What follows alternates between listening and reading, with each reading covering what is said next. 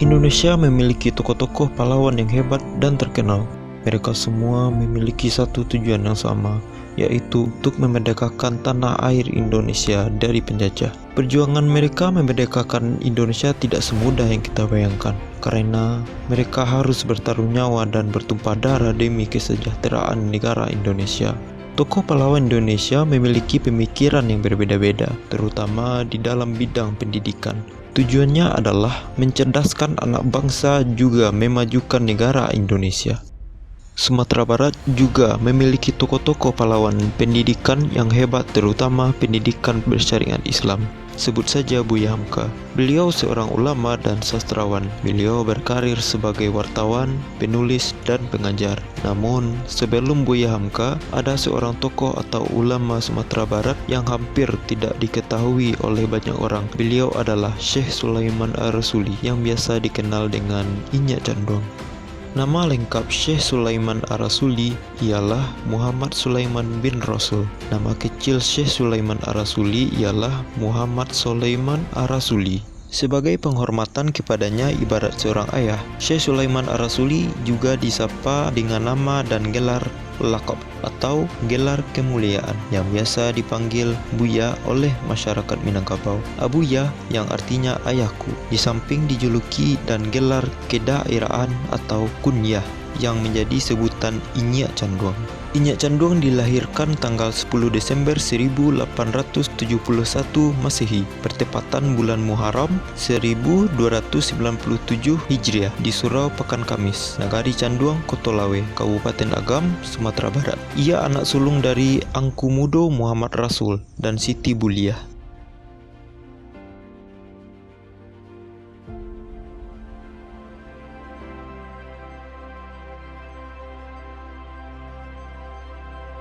Syekh Sulaiman Ar-Rasuli atau yang dikenal dengan Inyak Canduang itu merupakan salah seorang tokoh pendidikan yang terkemuka di Minangkabau.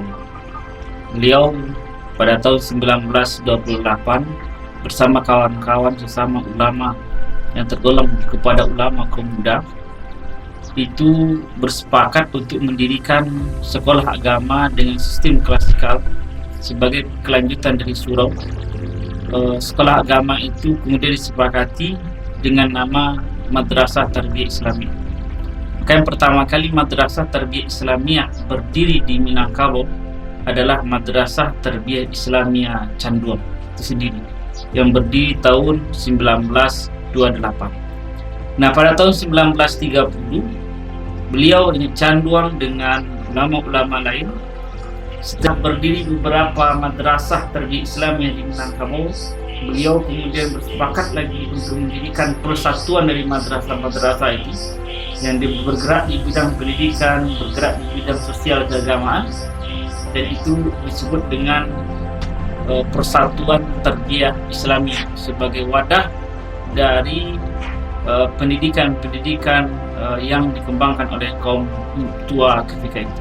Jadi peran beliau dalam mendirikan Madrasah Tarbiyah Islamiyah ini besar sekali. Beliau sebagai muassis istilahnya. Apa makna muassis?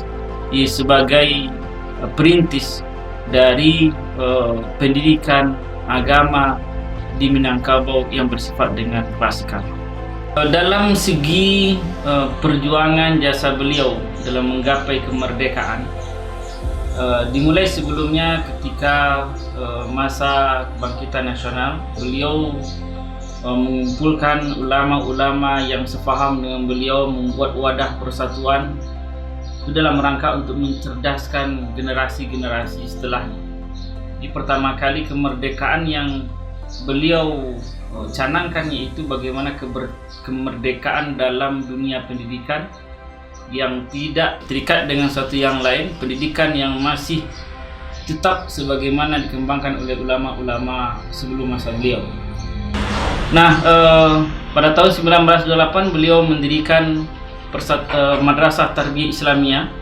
Tahun 1930 beliau kemudian mendirikan Persatuan Tarbiyah Islamiyah bersama ulama-ulama lain. Dan sebelum masa kemerdekaan, banyak tokoh-tokoh nasional yang berkunjung kepada beliau meminta ide, meminta pendapat. Di antaranya ialah Insinyur Soekarno sendiri. beliau datang mengunjungi Syekh Sulaiman Ar-Rasuli, meminta pendapat bagaimana arah perjuangan setelah ini. Jadi dari titik ini dapat kita ambil sebuah benang merah bahwa Syekh Sulaiman Ar-Rasuli dalam bidang kemerdekaan, penggapaian terhadap kemerdekaan Indonesia, beliau berperan memberikan motivasi-motivasi, pemikiran-pemikiran yang ini semua penting ketika Indonesia merdeka nanti. Pada awal abad ke-20, pihak pemerintah Belanda mulai mengadakan semacam pembaharuan. Ada sekolah-sekolah yang di backup oleh pemerintah, dan itu memakai sistem klasikal, sekolah-sekolah yang berhaluan modern dan lain sebagainya. Maka dari kalangan kaum tua ketika itu memiliki prinsip untuk mengikuti perkembangan yang ada. Secara sistem pendidikan diubah dari sistem halaqah surau menjadi sistem pendidikan yang klasikal, memakai meja, memakai bangku. Itu dalam rangka untuk mengikuti perkembangan zaman. Tapi ketika inovasi baru terbentuk, maka juga harus mengikuti perkembangan zaman tersebut. Jadi arahnya itu arah perkembangan zaman, menyesuaikan dengan keadaan yang tengah berlaku pada awal abad ke-20 tersebut. Nah, sejak Islam masuk ke Nusantara, termasuk ke Minangkabau, maka mazhab pertama yang dikembangkan itu ialah mazhab Syafi'i, akidah Ahlus Sunnah wal Jamaah. Jadi beliau kokoh berpegang terhadap mazhab itu dalam rangka menjaga keberlangsungan dari tradisi keilmuan yang ada. Karena sudah menjadi semacam konsensus bahwa ulama-ulama masyarakat kaum muslimin di masa silam itu bermazhab dengan mazhab Ahlussunnah wal Jamaah, fikihnya menganut Syafi'i. Nah, bahkan ini tertuang dalam Sumpah Setia Bukit Marapalang. Banyak Canduang pada tahun 1963 menuliskan piagam Saripati Sumpah Setia Bukit Marapalang, dan isinya itu betul-betul berpegang kepada syarat dan kawi adat yang lazim. Apa yang dimaksud dengan syarat dan kawi adat yang lazim? Beliau menafsirkan bahwa syarat dan kawi adat yang lazim itu ialah agama Islam yang menganut Ahlus Sunnah wal Jamaah tetap berpegang kepada mazhab Syafi'i.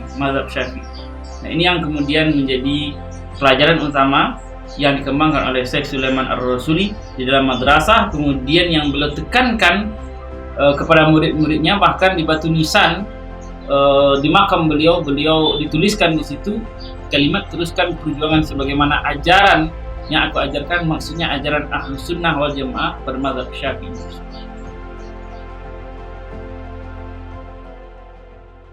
Sebagai cucu yang saya ingat Campbell ini adalah seorang yang penyayang kepada cucu, tetapi penyayang bukan berarti beliau kalau kata kita itu mengabulkan semua permintaan cucu. Tapi beliau disiplin, sangat kekeh, dan tahu apa yang akan beliau berikan kepada cucu. Jadi bukan sayang apa yang minta cucu lalu diberikan kepada, tapi beliau akan memberikan apa yang dibutuhkan, apa yang betul-betul dibutuhkan, apa yang betul-betul berguna bagi cucu. Itu satu yang saya ingat, karena kebetulan saya juga sering diajak oleh ini kalau beliau dulu itu kan melihat sebelum kita puasa itu kan lihat bulan dulu ya, itu sering diajak oleh ini kami panggil CD ke beliau, sering diajak. Nah, itu pandangan saya tentang karakter beliau ya. Kemudian beliau disiplin, sangat disiplin pada cucu, berpesan terutama dalam hal-hal yang berkaitan dengan agama. Dan yang ketiga yang saya ingat, beliau adalah seorang yang adil pada cucu. Jadi kalau pergi, misalnya beliau bertugas kemana mau beli oleh-oleh untuk cucu, itu di setiap cucu yang tertua di rumah istri beliau itu dapat oleh-oleh.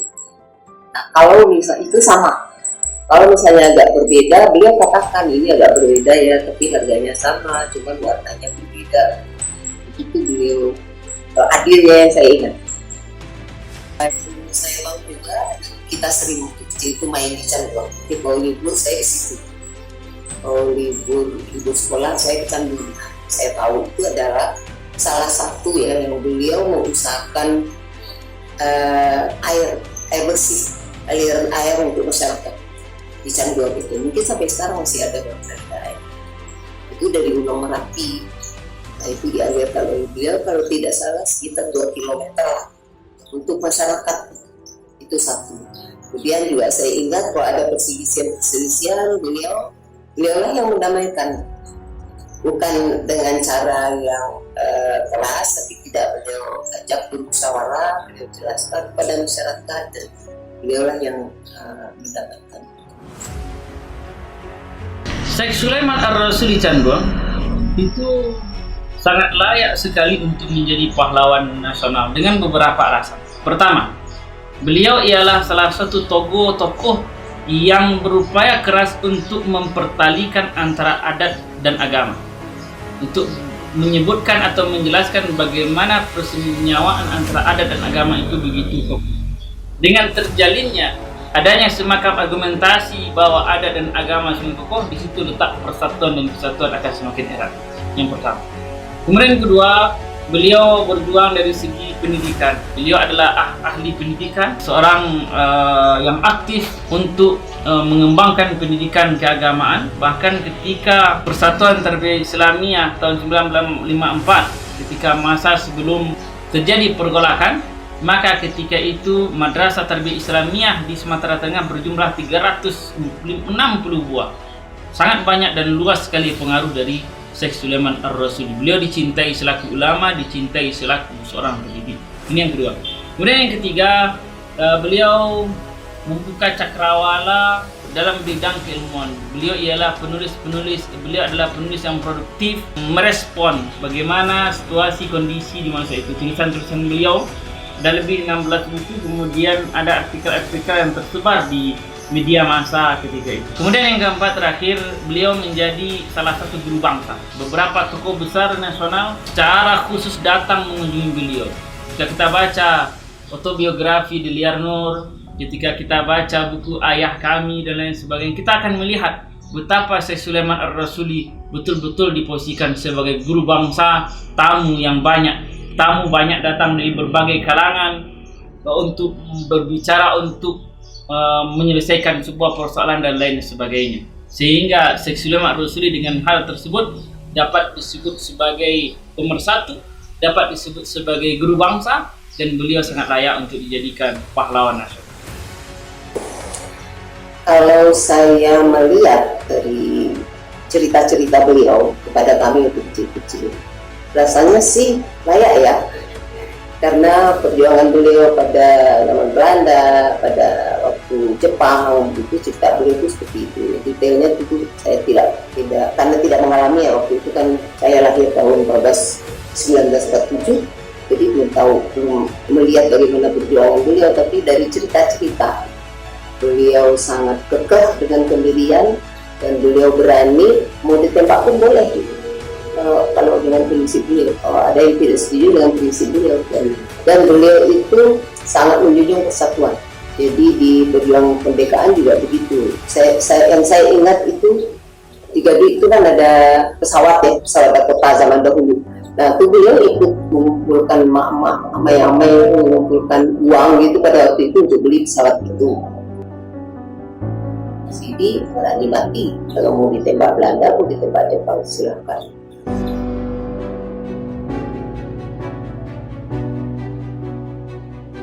Barangkali terutama untuk yang muda-muda ya, jadi salah satu yang upaya kita adalah kita membuat museum itu, di museum beliau itu, dan kita harapkan, dan itu sudah kita masukkan itu di Google segala itu, supaya orang bisa mengenal. Kemudian ya di sekolah barangkali Ananda sudah dapat info juga bahwa kita menginfo juga alumni-alumni yang pernah sekolah di situ, dan juga banyak yang sudah jadi pejabat-pejabat, dan kita harapkan juga para alumni ini juga mempromosikan lah bagaimana perjuangan beliau salah satu yaitu kita kerjasama dengan media sekarang supaya anak-anak, terutama anak-anak muda ya, supaya mengenal lah tokoh-tokoh terutama di Minangkabau ini banyak sekali tokoh-tokoh yang mau ikut berjuang dulu. Beliau itu sebenarnya angkatan dari yang dia itu sama seperjuangan. Dan salah satu juga kita adakan seminar-seminar mungkin ke depan. Dan salah satu upaya Ananda ini mudah-mudahan banyaklah orang yang mengetahui bagaimana kiprah beliau dan juga pesan-pesan beliau tentang pendidikan ya. Pesan pertama beliau itu tuntut ilmu itu kemanapun sampai kapanpun belajar. Itu yang beliau pesankan kepada kami cucu-cucu, pada anak-anak juga seperti itu. Dan kepada murid-murid beliau itu yang dipesankan pada saat menerima ijazah itu yang saya tahu ya, saya pernah dengar. Teruskan perjuangan beliau melalui apabila tarbiyah ini dan teruskan apa yang saya ajarkan kepada kalian begitu, kalau nggak salah kata-kata seperti itu. Pentingnya Nyi Canduang atau Syekh Sulaiman Ar-Rasuli menjadi pahlawan nasional ini bisa menjadi semacam batu loncatan atau tauladan bagi generasi setelahnya.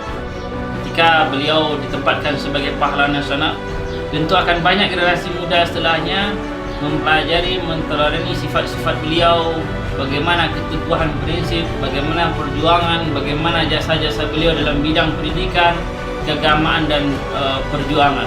Maka sangat penting sekali kiranya dan sangat urgen sekali jika nama beliau disandingkan dengan tokoh-tokoh besar lain di Indonesia ini. Bagi kalangan tua, generasi-generasi yang sudah berumur, nama beliau tentu sudah harum, sudah masyhur sekali. Nah, untuk generasi muda, maka sangat penting kiranya apabila Syekh Sulaiman Ar-Rasuli divisualisasikan, bukan hanya sekedar dikenang sebagai tokoh pendiri pesantren saja, tapi lebih dari itu. Beliau difilmkan mungkin, kemudian dituliskan novel, kemudian lebih disebut pemikiran-pemikirannya diejawantakan untuk sampai hari ini. Karena beberapa hal kondisi kita zaman sekarang itu sudah pernah beliau prediksi dalam buku-bukunya, dan pemikiran-pemikiran beliau mungkin saja bisa menjadi semacam pilihan-pilihan opsi untuk menghadapi kehidupan kita hari ini di masa modern yang banyak tantangan dan banyak halangan atau rintangan hari ini. Nah, Syekh Sulaiman Ar-Rasuli tentu sangat memberi motivasi. Apabila kita baca sejarah hidup beliau, bagaimana misalnya beliau dalam bidang pendidikan belajar dari satu ulama ke ulama yang lain sampai Mekah Al-Mukarramah, beliau tempuh dengan luar biasa, dengan kesungguhan yang luar biasa. Kala zaman itu yang mungkin tidak semudah sekarang transportasi, orang berjalan kaki, waktu itu negeri masih dikatakan sepi, tapi beliau betul-betul bersungguh-sungguh untuk menuntut agama, kemudian mengijawantahkan, mengaplikasikan keilmuan di tengah masyarakat, pulang kampung untuk membangun kampung sendiri. Bukan hanya kampung yang dibangun, bahkan lebih dari itu negeri Minangkabau. Bahkan kalau kita menyadari bahwa Indonesia pun terdapat di situ kontribusi dari sosok Syekh Sulaiman Ar-Rasuli ini.